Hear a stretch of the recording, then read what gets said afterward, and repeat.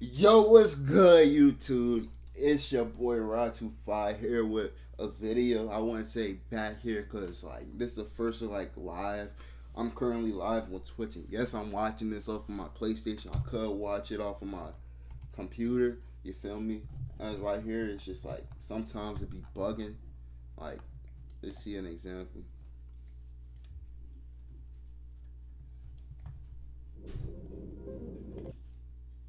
Bitch, she got a Birkin purse. See,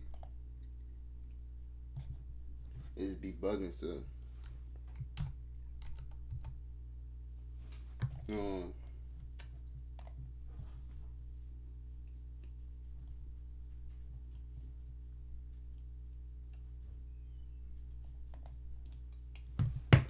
Hold on, chat. Okay, three-pointers have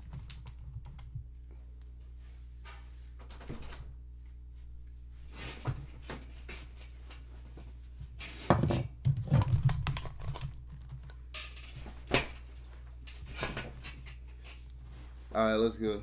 taken over the NBA. The shot transformed from a gimmick so underutilized that the league had to move the three-point line closer to the hoop just to incentivize teams to take more, to a shot that now determines the outcome of many games. But after an entire era of seemingly exponential growth, recently the barrage of three-pointers appeared to stabilize. In fact, the league had become so saturated with threes that the scales had flipped and two-pointers became slightly more valuable than three-pointers. Just like anything else, something that was good and effective, but only up to a certain point, and that point had been reached. The shot was pushed to its fullest extent, and the three-point revolution had met its inevitable conclusion. Except it didn't. This season, teams across the NBA are shooting more threes than ever before. Some teams with the majority of all of their shots being taken from beyond the arc. A new generation of stars more trigger-happy from three than the players that came before them. And games that feel like one long three-point contest. Is the NBA on a path to being a league featuring exclusively long balls, layups, and nothing else? Well, in 2015, right about the time the league began to shift away from the basket, Steph Curry attempted 8 three-pointers per game, the highest total in the league that season, and just the 5th player in NBA history to attempt at least 8 threes a game. By the next season, 3 other players joined him as ultra-high-volume three-point shooters. But by 2020, the number of players across the league attempting at least 8 threes a game jumped to 15. The three-point revolution was long in effect by this point, and it would remain at this level for the next few seasons. The league seemingly finding its equilibrium on threes and how many are even worth taking. Until this season, where there are 24 players in the NBA who are attempting what was once considered a historic amount of threes just a decade ago. Something is changing in the NBA right now. Are we nearing the end of the three-point era? Or are we just getting started? Yeah, that don't look like the end. Bro, it's at its peak actually. So Three ball proved that it can be a championship-winning strategy, and they weren't just a three-point oriented team. They were the three-point team. They bucked age-old notions of what great basketball could look like. Their star duo, named after their shooting abilities, the most influential team of our generation. That season, the Warriors shot 31.6 three-pointers per game, the second most of any team in league history, and by far the most of any true championship caliber team. This season, every single team in the NBA attempts more threes a game than the 2016 Warriors did. Their influence reshaping the league far more than anyone could have anticipated. But teams aren't just that's not crazy though, cause I know y'all remember when the Warriors took off, or Curry took off, bro. Everybody was just shooting threes. Threes was, bro. Now when you go to a hoop session, you ain't seeing no floaters, mid ranges, or nothing. You seeing threes and lay-ins. You feel me? shooting more threes than ever before. They are approaching the point where the majority of all shots taken in a game are three-pointers. Wow. Here's a game between the Hornets and the Celtics, and with 10:36 left in the third quarter, Jason Tatum attempts a three. The Hornets come back and attempt a three as well. Celtics turn it over, Hornets attempt a three. Celtics come down and attempt another three. Hornets come down and attempt a three, followed by a Celtics three, followed by a Hornets three, followed by another 3. Celtics switch it up for a moment with a layup, and then right back to a Hornets 3. Turnover, Hornets 3, Celtics 3, Hornets 3, Celtics 3. This was a real sequence in an NBA game. This actually happened. A 4-minute stretch where both teams combined for nearly 14 consecutive three-point attempts if it wasn't for an easy layup at the rim. This is insane, and it's not even out of the ordinary this season. Here's another sequence between the Celtics and the Knicks. Now, this was already a blowout, so you never know what you're gonna get in these situations. But how about a 3-ball followed up with a turnover, another 3-ball, and another 3-ball, and another 3-ball, another turnover, 3-ball, turnover, 3-ball, oh look, there's a layup, and then back to another 3-ball, and a turnover, and a 3-ball, and take a wild guess, a 3-ball. 3 straight minutes of 3-pointers. 8 from the Celtics alone, and they missed all 8. But even this was nothing compared to what happened in a game between the Hornets and the Hawks. With 1 minute and 45 seconds left in the first quarter, the Hornets made a mid-range shot. What's so special about this mid-range bucket? Well, nothing, other than the fact that this would be the last shot they would make outside of layups and 3-pointers for the rest of the entire game. For the next 37 minutes of game time, outside of free throws, every single point the Hornets scored until the end of the game was from right here or out here. In fact, throughout this entire game, the Hornets scored 120 points. Only 4 of them came from a shot that wasn't a 3-pointer, a layup, or a free throw. Has the complex, rich, and diverse game that we love truly been reduced to this? It certainly feels that way at times. Through 100 games so far this season, a whopping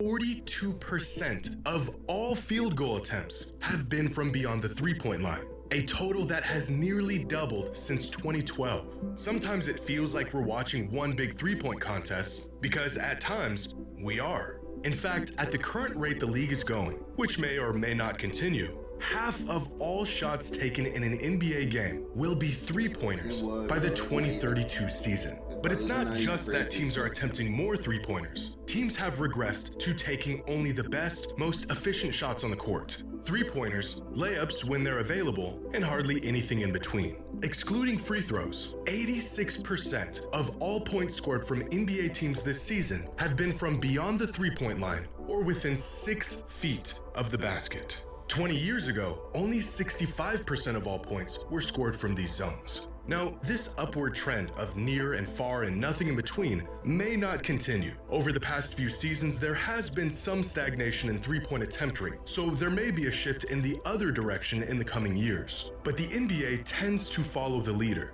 What are the winning teams doing, and how can we adapt, emulate, and optimize that style of play? And right now, as much as we can't stand it, winning basketball looks a lot like a 3-point shootout. Before the beginning of this season, Celtics head coach Joe Mazzulla said the team planned on shooting a lot more threes this year. They did the math, and it checked out. We need more threes. But outside of Harden's Rockets, last year's Celtics attempted more 3-pointers than any other team in NBA history. It was a recipe that was so good, it helped them win a championship. How many more threes could they possibly shoot? That's just how the era 51. is now. This year's Celtics are shooting 51 3-pointers per game. That is 51 threes. Percent of all of their field goal attempts. Arguably the best team in the league, coming off of a championship, is shooting 6 more 3-pointers per game than any other team in league history. But are 3-pointers and the sheer volume of them really a recipe for winning basketball? Is this truly the future of the game and what teams will need to do to compete? Well, so far this season, teams that win the 3-point battle, when they score more net points from 3-pointers than their opponent, have won 72% of the time. And this one metric has been more indicative to winning than just about any other. Last season, there was an 85.6% correlation between 3-point percentage and winning percentage, the strongest correlation between the two variables in NBA history. Make more 3-pointers, greatly increase your odds of winning the game. But that's pretty obvious. Of course, making more threes will better your odds. We have seen massive underdogs win games by pouring in three-pointers and hitting more than they probably should have. Will teams eventually reach the threshold of three-pointers that are worth taking in a game? Or is the shot just so valuable that we will inevitably see a league that finds no value in taking any shot outside of the long ball? There must be a sweet spot between shooting exclusively threes and no threes, where we will eventually see the limits of good, viable three-pointers. Oddly enough, the league may have already met that limit. As previously mentioned, three-pointers used to yield more points per shot than two-pointers for many years. Teams eventually figured this out and they capitalized on it. But this inadvertently led to two-pointers becoming more valuable. As teams focused their defensive efforts on stopping the three ball, they got spread thin, the rim opened wide up, offenses got rid of long mid-range jumpers, and for the first time in over 3 decades, two-pointers produced just as many points per shot as three-pointers. How do we know if or when teams are shooting too many threes? Well, intuitively, it would be at the point where three-pointers lose their statistical advantage over twos, which has already happened. The problem of too many threes has already statistically corrected itself. But despite this, You're gonna have to Amazon early evaluate holiday them. deals are here.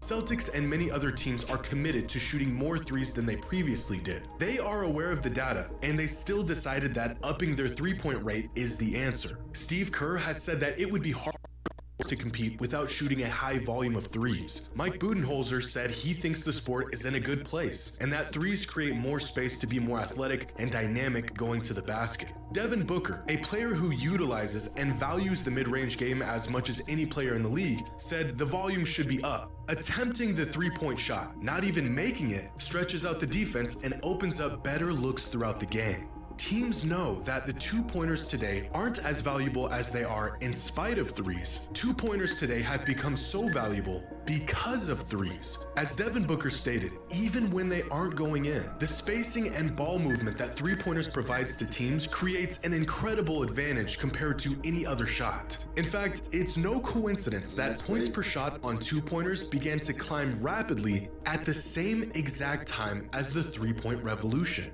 When you force teams to guard the three, you also force them to give up the two. This whole time, we've been watching these games thinking teams are shooting way too many threes. And all along, they weren't just shooting threes because they're worth more points. They've been shooting more threes to create more points in other areas. The direct benefits of volume three-pointers actually plateaued quite a while ago. Teams aren't yielding more points per shot on threes today than they did a decade ago. But the indirect benefits of volume threes continues to grow the more teams make and take them. Which means, in theory, the number of threes we're seeing teams take could continue to climb, despite the fact that they are already at the peak of their direct statistical advantage. But just how much further could this go? Well, this is where things get really interesting. If we ignore the caliber of teams and the efficiency of their shooting, just look purely at volume, then through over 150 games so far this season, teams have found by far the most success when they shoot somewhere between 46 and 52% of all of their shots from beyond the arc. This season, when teams put up a three-point attempt rate between 46 and 52%, they have won over 70% of the time. Meanwhile, teams that shoot at a rate outside of this hypothetical sweet spot have won just 48% of the time, which means despite as many three-pointers teams are shooting, statistically, they may still not be shooting enough. And it may only be a matter of time before teams use this information and slowly creep towards this rate of 50% of all of their shots consisting of three-pointers. Last week, Nick Wright had a great monologue discussing the advantages of volume three-point shooting and how teams who can design an effective offense built around them have an incredible statistical advantage. The league needs to change some rules. They have finally figured out it's not only that 3 is worth more than 2, it's that 3 is worth a lot more than 2. Because there's a 50% premium on three-point shots, the smart way to play is probably what the Celtics did on opening night. Shoot 60 of them things. That is the best strategy. That is also terrible television. And I love the league. I love it. But this is not sustainable. At its core, the NBA is at its best when dudes are flying over Real people, talk. meeting them at the rim. Hanging out at the three-point line, hoisting 30-footers is not good TV. And you are going down a path where the games are less compelling television and the fans are worried, do the players even care? It's just a warning to a league I love. You are playing a dangerous game. If what the Warriors did in the mid-2010s broke the game of basketball, then teams today are eviscerating it. They have essentially cracked the code. Decades of experimenting with different schemes and offensive designs and player personnel through trial and error has led teams to the correct answer. Nothing beats a bunch of good looks at three. It may not be pretty. It may lack the nuance and diversity that we used to see in the league, but it has been proven to be the most effective method of winning basketball games. How much further can this possibly go? Well, fortunately, there seems to be an upper limit to the ideal volume of threes before the returns become diminished. That limit is probably about 50%. Unfortunately for us, the NBA is still nowhere near that limit.